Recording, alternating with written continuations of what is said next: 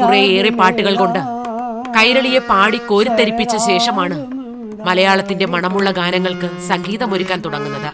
അതിനോടകം തന്നെ ഈ മറുനാട്ടുകാരൻ ഇന്നാട്ടുകാരനായി മാറിക്കഴിഞ്ഞു.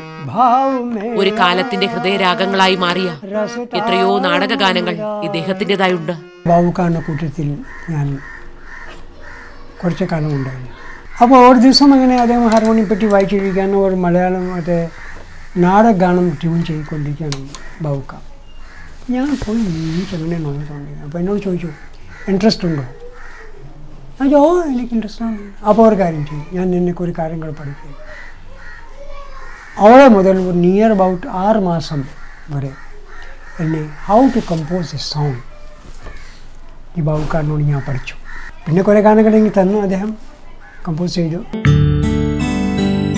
കമാലിന്റെ സംഗീതത്തിന് സിനിമയിൽ ആവശ്യക്കാരുണ്ടായിരുന്നു. സംഗീത സംവിധായകൻ മാത്രമായി ഒതുങ്ങുന്നതല്ല ഈ കലാകാരന്റെ സിനിമാ ജീവിതം. അഭിനേതാവുമായിരുന്നു കമാൽ. ബോംബെയിലെ സിനിമാ ലോകം നൽകാത്ത സ്ഥാനമാനങ്ങൾ ഇവിടെ മലയാള നാട് ഈ കലാകാരന് സമ്മാനിക്കുകയായിരുന്നു. കണ്ണൂർ അവിടെ ഒരു പരിപാടി ഉണ്ടായിരുന്നു. അവിടെ ജയഭാരതിയുടെ ഡാൻസ് ആയിരുന്നു. അന്ന് ഞാൻ പരിചയപ്പെട്ടത് ഡോക്ടർ ബാലകൃഷ്ണനാണ്. അദ്ദേഹമാണ് എന്നെ ക്ഷണിച്ചിട്ട് മദ്രാസ് കൊണ്ടുപോയി.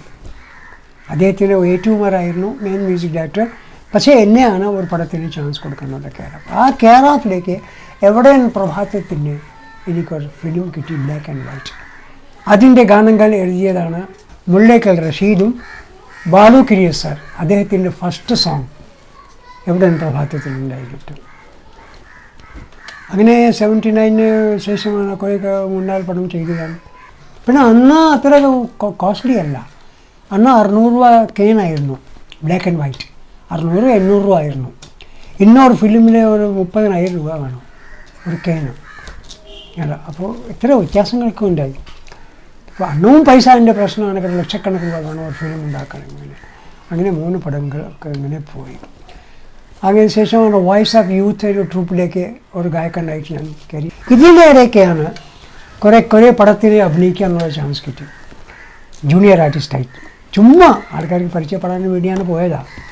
അപ്പോൾ അതിലേക്ക് മീൻ മാസം സൂര്യൻ, അത് കഴിഞ്ഞാൽ പിന്നെ 3 മാസങ്ങൾക്ക് മുമ്പ് പിന്നെ അത് കഴിഞ്ഞാൽ മുഖ്യമന്ത്രി, അത് കഴിഞ്ഞാൽ ഹലോ റോങ് നമ്പർ, പിന്നെ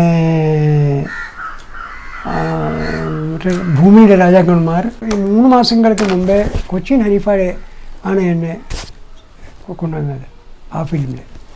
ഒരു വക്കീലായിട്ട് ഞാൻ അഭിനയിച്ചിരിക്കണം. ഒരു 9 ദിവസത്തെ കോൾ ഷീറ്റായിരുന്നു. ആ കംപ്ലീറ്റ് ഫിനിഷ് ആകുമ്പോഴേ ഞാൻ വന്നിട്ടുണ്ട്. അപ്പോൾ ഞാൻ അങ്ങനെ ഡ്രസ്സ് ഇട്ടിട്ട് നിൽക്കുമ്പോഴാണ് ഒരാൾ വന്നിട്ടാണ് ചോദിക്കുക, എൻ്റെ പടത്തെ അഭിനയിക്കുമോ എന്ന് ചോദിച്ചു.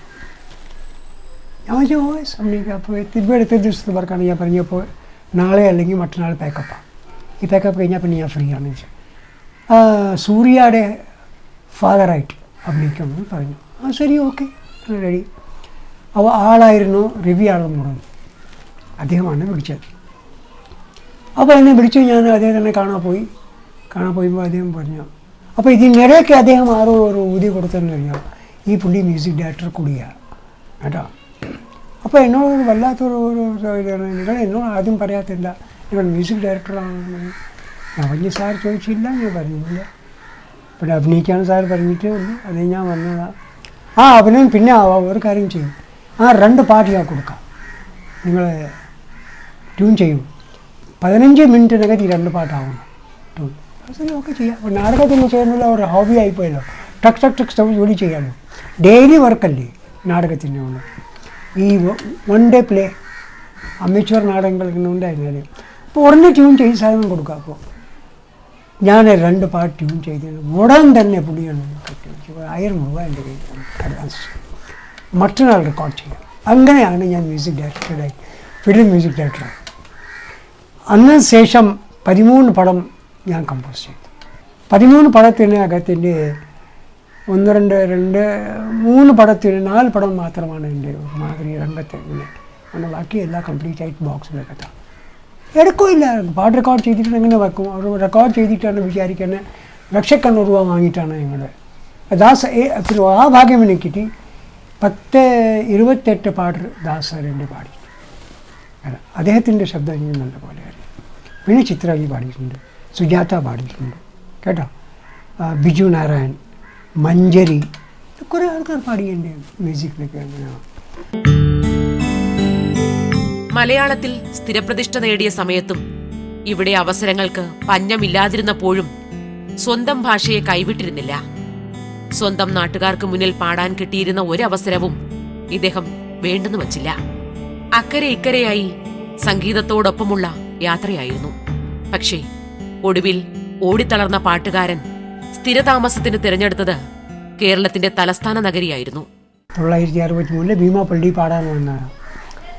പിന്നെ ബോംബെ പോയിട്ട് ഇങ്ങോട്ട് വരവും പോക്കും ഗോവാവും മറ്റേ എല്ലാ സ്ഥലത്തും പോയിട്ട് അങ്ങനെയാണ് 65 ഞാനിവിടെ സെറ്റിൽ ചെയ്തു കേട്ടോ. സെറ്റിൽ ചെയ്തതിന് ശേഷമാണ് ഒരു 2-3 വർഷം കുറേയൊക്കെ ബുദ്ധിമുട്ടുണ്ടായിരുന്നു. അപ്പോൾ സ്വാഭാവികമായിട്ടൊക്കെ ഉണ്ടാവും. ഒന്നാമത്തെ ഭാഷ എൻ്റെ പ്രശ്നം, പിന്നെ രണ്ടാമത്തെ കാശ് ഒരു പ്രോബ്ലം, പരിപാടിയില്ല. കൈ പിടിച്ചത് എനിക്ക് മ്യൂസിക്കേ ഉള്ളൂ, സംഗീതം കൈ പിടിച്ചത്, ബാക്കിയല്ല. പിന്നെ ഈ അടുത്ത കാലത്ത് എന്തോ ഒരു സിനിമയിലെ ഗാനം എഴുതാനുള്ള ഒരു ഭാഗ്യം കിട്ടി. ഞാൻ എഴുതാറുണ്ടായിരുന്നു, പക്ഷേ എൻ്റെ മ്യൂസിക് ഞാൻ തന്നെ ചെയ്യാറുണ്ടായിരുന്നു. ഇപ്പോൾ മേജർ രവി സാർ ഒരു കെയർ ഓഫിലേക്ക് ചാൻസ് എനിക്ക് ലഭിച്ചു. ഞാൻ പാട്ട് എഴുതി, ആ പാട്ട് ഹിറ്റായി. വതൻ കി ആൻ തുംസെ ഹേ വതൻ കി ഷാൻ തുംസെ. പക്ഷേ ഇതിൽ മുമ്പത്തെ ഞാനുണ്ട്, എൻ്റെ വൈഫാണ്, 3 മക്കളാണ്, 2 പെൺമക്കൾ, ഒരാണ്. അവളുടെ ഇപ്പോൾ കുട്ടിമക്കളായി. ഇപ്പോൾ മൂത്തത് മോളെ അവളുടെ വീട്ടിലേക്ക് ഞാൻ താമസമാണ് ഇവിടെ. വാർദ്ധക്യത്തിന്റെ പരിക്ഷീണതകളുണ്ടെങ്കിലും ഇദ്ദേഹത്തിൽ സംഗീതം നിറയൗവനത്തോടെ തന്നെയുണ്ട് ഇപ്പോഴും. സിനിമ മടക്കി വിളിക്കുന്നത് കാതോർത്തിരിക്കുകയാണ് കമാൽ. ഇപ്പോൾ ചാൻസ് കുറഞ്ഞു, എന്തോ കൊണ്ട് കുറഞ്ഞു എന്ന് പറഞ്ഞാൽ ഇന്നത്തെ ട്രെൻഡ് വേറെ ആയിപ്പോയി. ഫാസ്റ്റ് ട്രെൻഡ്, എല്ലാം fast food, fast melody fast ആയിരുന്നെങ്കിൽ എങ്ങനെയായിരിക്കും? ഇല്ല. അപ്പോൾ മ്യൂസിക് ഫാസ്റ്റ് ആക്കിയിട്ടാണ് പാട്ട് മെലഡി ആക്കിയാൽ മതി, പക്ഷേ ആ എഫക്റ്റ് ഉണ്ടാവില്ല. ഇപ്പോൾ മിക്കവാറും ഇപ്പോൾ പാട്ടുകൾ ഇപ്പോൾ ബാക്ക്ഗ്രൗണ്ട് മ്യൂസിക് കംപ്ലീറ്റ് ആയിട്ട് ഫാസ്റ്റാണ്, പാട്ട് മെലഡിയാണ്. ശോകമുണ്ടെങ്കിലും ഫാസ്റ്റ് ബാക്ക്ഗ്രൗണ്ടാണ്. പിന്നെ അപ്പോൾ എനിക്ക് പറയാനുള്ളത് ഒരു കാര്യം വേറെ ഇന്നത്തെ പ്രൊഡ്യൂസർമാർക്കാണ്. അതായത് എനിക്ക് ഞാൻ ചാൻസ് ചോദിക്കണം. എനിക്ക് ഫേറ്റ് ഉണ്ട്, ഐ വിൽ ഡൂ സംതിങ്. എനിക്ക് ചെയ്യാൻ സാധിക്കും. ഞാൻ പാട്ട് ഹിറ്റ് ആക്കിയാൽ പോരെ.